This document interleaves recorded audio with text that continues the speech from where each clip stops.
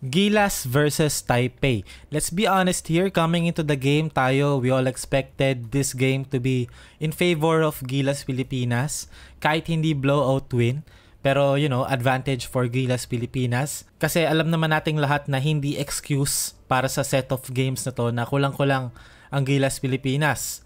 Yes, malaking kawalan si Kai Sotto literally and figuratively, pero still, diba dapat kaya ng Gilas Pilipinas to. So, itong game na to put it into a single sentence or a single phrase, nahirapan ng Gilas Pilipinas against pressure defense.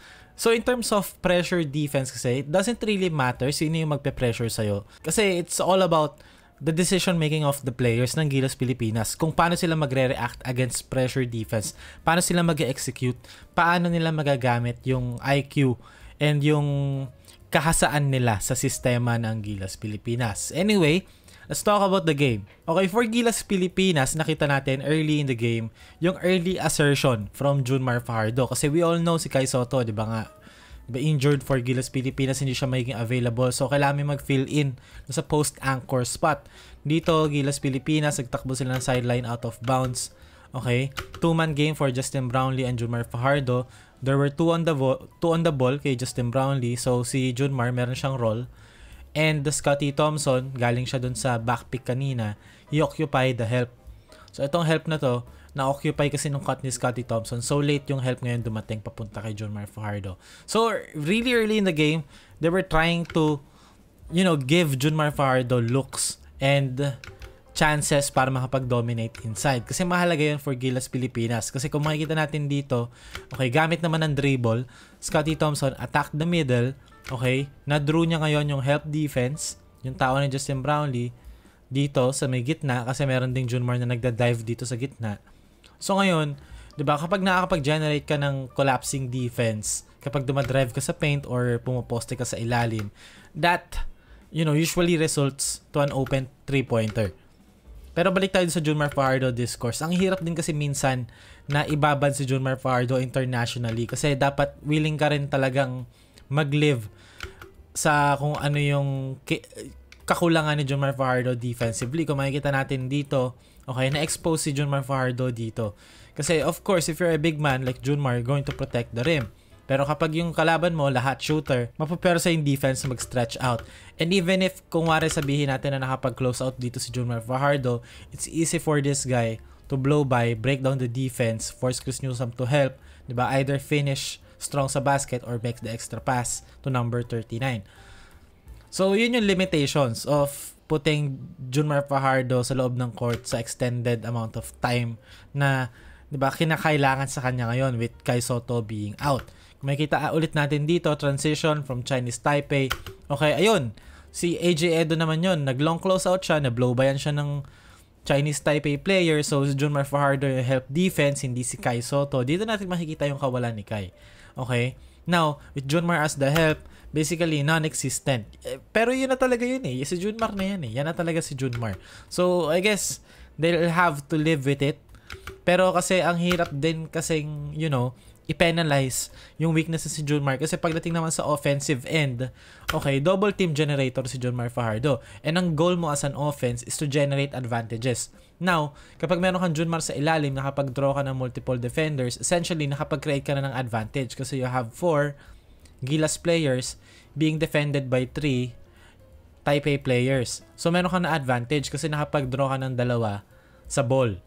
So, now, ngayon, pag nag-collapse in defense kay Junmar, ini-swing kay Scotty, swing kay Brownlee, now, nakapag-generate ka na ng open shot because si Junmar Fajardo, nakapag-draw siya ng 2 defenders sa kanya. Generating an advantage, which is the goal, di ba? Yun yung goal mo offensively. Dito again, low post kay Junmar, okay? It's going to draw multiple defenders again, 2. So now, Scotty Thompson sa kick out, ngayon meron maglo-long close out sa kanya.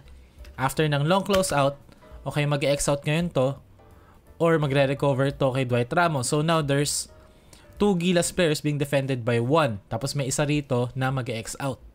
So, kumbaga, yes, Junmar Fajardo is a liability defensively, pero at the same time, sa kanya din nanggagaling yung mga looks na nag-generate offensively. So, it's about figuring out ano yung balance. Kasi wala naman choice Unless kakariren talaga na mag-AJ Edu and they're gonna lose, the post presence na kailangan sa triangle offense. They will have to reinvent their offense to cater more towards a lineup na mas geared papunta kay AJ Edu and kay Justin Brownlee as their frontcourt players.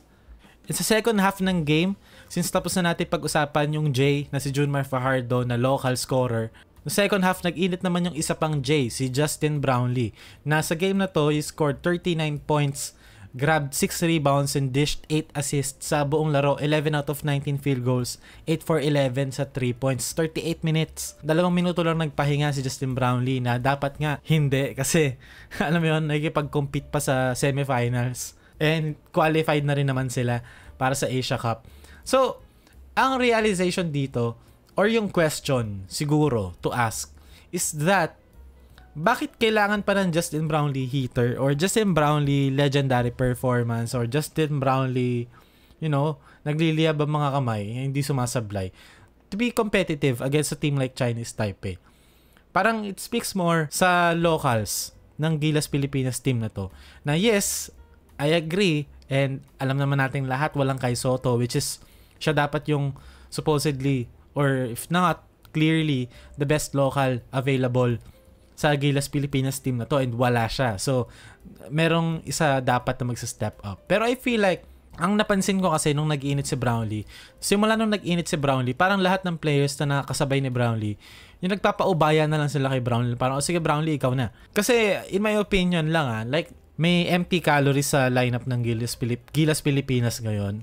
And, it would be so much better if some of those players na, quote-unquote, empty calories or redundant, wag masyadong harsh yun. Okay na empty calories kasi harsh siya pero anyway, so it would be so much better if yung empty calories na yun mapalitan ng mga players na makikipagsabayan kay Brownlee. It's just that right now, parang ang daming players na pare-parehas ng pinoprovide. So yun lang naman, sayang lang na legendary performance nga from Brownlee, hindi pa rin kinaya, hindi pa rin sapat.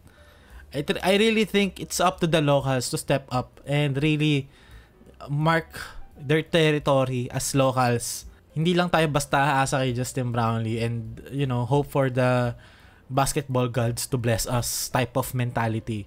Because it's not gonna work against stronger opponents.